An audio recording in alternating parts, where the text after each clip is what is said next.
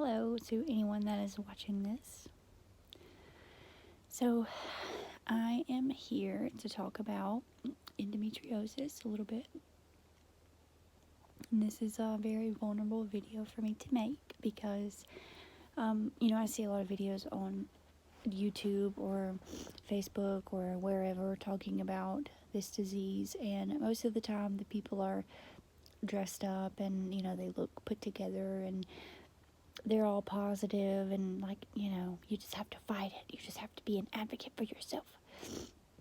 And that's true.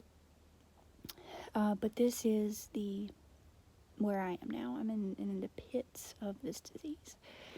And I'm laying in bed. It's 3 p.m. I just woke up and I'm in so much pain that all I could do is lay here, took my medication and lay here and hope that it gets better.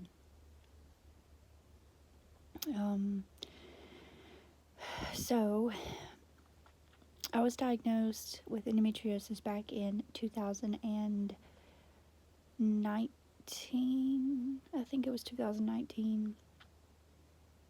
I'm sorry, I can't remember. Anyway, it's been a couple of years ago. I was diagnosed. I had laparoscopic surgery just a few months later in June of 2000 and I guess it was 2020 because it was June of 2020 that I had my surgery. Sorry. Anyway, so it hasn't been that long ago. And for a little bit, it seemed to help. My pain, it seemed to kind of go away a little bit. And then before I knew it, it was right back. And it was worse. So, for the last, probably 6 months, I've just been managing the pain the best that I can. My doctor's had me on pain medication, narcotics, which he's not too happy about. And every time I ask for a refill because I'm in pain, I feel like I'm being shunned or fussed at. And it's like, what else am I supposed to do? He's been trying to get me on a medication called Oralisa, but it's very difficult to get the insurance to cover the medication for some reason. So I'm currently in the process of getting that approved so that I can hopefully start that. But what really triggered me to make this video was last night. I was hurting so bad. I was in tears. My whole pelvic cavity just felt like somebody was stabbing me. I felt like I had like lightning bolts of pain. My lady parts felt like they were on fire. Somehow my bladder is now involved, and my bladder hurts when it gets full. And it's extremely painful. So anyway, I had been having this pain for a few days, and I was contemplating going to the emergency room. But as many of you probably know, the emergency room does very little for endometriosis patients. It was all I could do to get pain medication, and all they gave me was Teradol.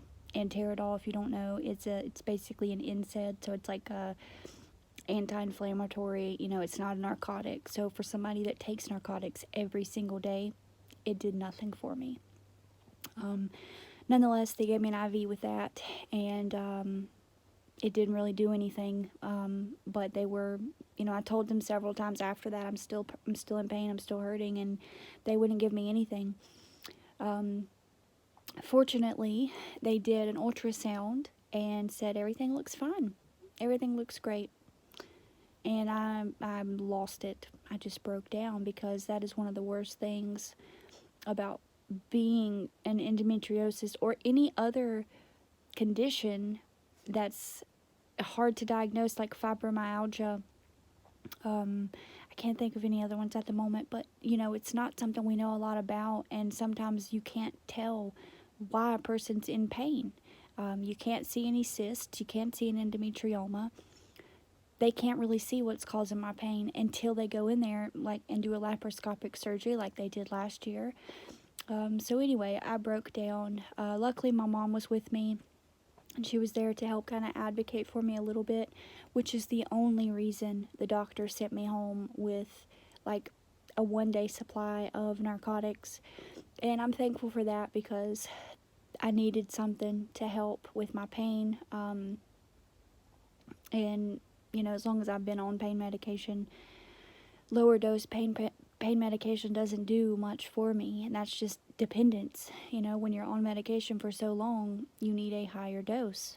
That's the whole opioid epidemic. That's the whole reason. You know, your body builds a tolerance, and then you need more and more and more. Whoa. Sorry about that. I'm not sure what happened there.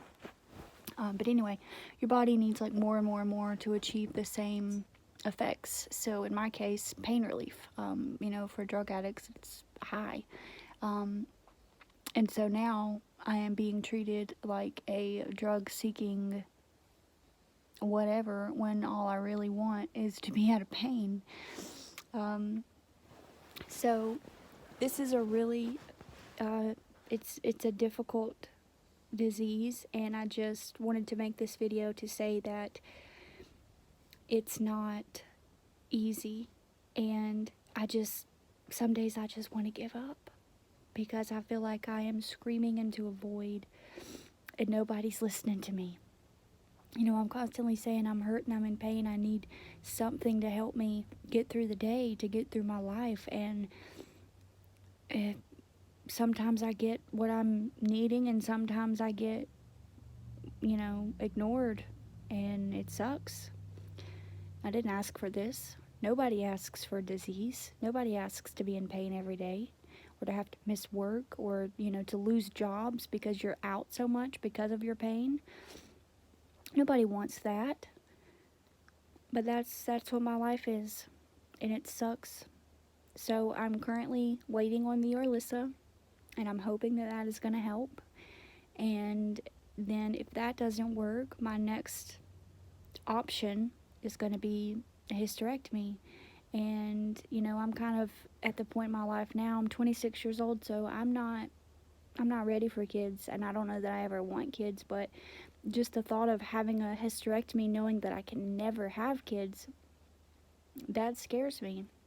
You know, I'm in a very great relationship with a man that I love and want to be with for the rest of my life. And, you know, we talk about one day if we have kids, this or that, but we're both kind of in the same spot where we're not really ready for them, and we don't really want them per se. We're not sure if we want them. And so that's scary for me, because, you know, I feel like if I get my everything removed, then, you know, that's not going to be an option for us, and I have to do it for myself. You know, I mean, I can't do it for my relationship or anything like that. It has to be something I do for me, because, you know, truthfully, relationships come and go, and if I get a hysterectomy, that's going to be me forever. I can never have kids. So sorry, I'm hurting really bad today. Jesus. So anyways, if you watch this video, thank you. You're awesome. I know it's not exactly aesthetically pleasing like some other videos on YouTube, and probably not as enjoyable also, but if you suffer from endometriosis, then you know the reality of this disease, and you know that it's not pretty, and it's not fun, and sometimes you feel like you're all alone, and there's nothing you can do to get yourself back, you know, to be happy again, to be pain-free, to just have a normal life and not struggle to get out of bed every day.